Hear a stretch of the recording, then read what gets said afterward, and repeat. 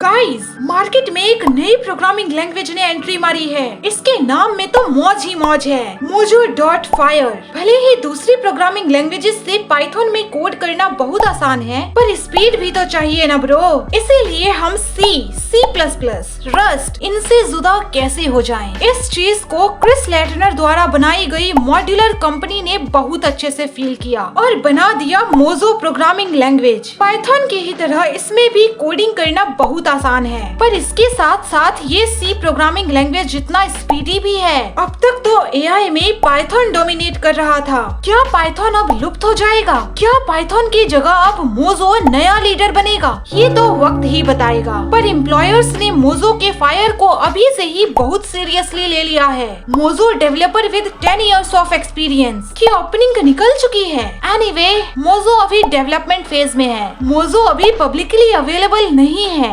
Future में ये open source हो जाएगा, तो अभी मोजो कैसे रन करे? वेट लिस्ट ज्वाइन कर लो, जल्दी ही आप लकी होंगे और आप मोजो ट्राई कर पाएंगे। मोजो को और करीब से जानना चाहते हो तो कमेंट में लिखो मोजो मोजो।